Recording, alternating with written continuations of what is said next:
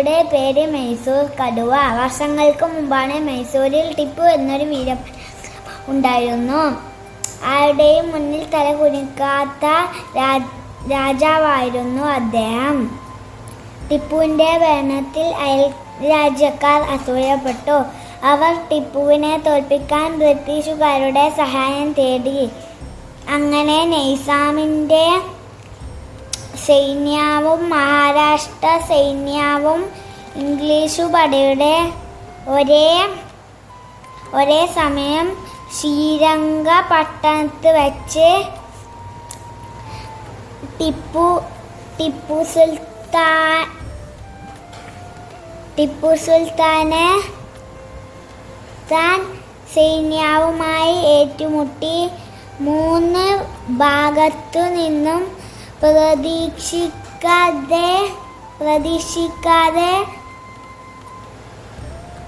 യുണ്ടായ ആക്രമണത്തിൽ മൈസൂർ സൈന്യത്തിന് മലബാറും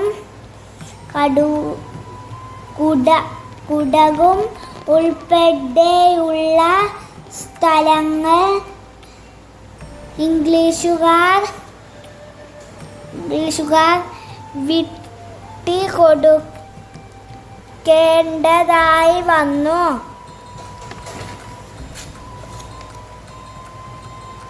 ഇതിന് പുറമെ ഇംഗ്ലീഷുകാർ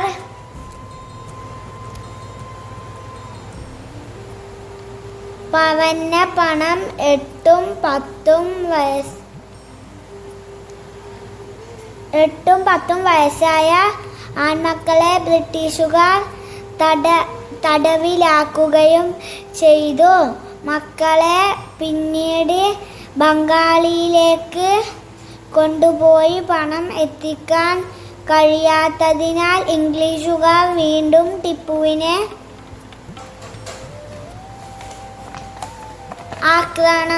ആക്രമിച്ചു. ഒരു കോട്ടയിൽ അഭയം തേടി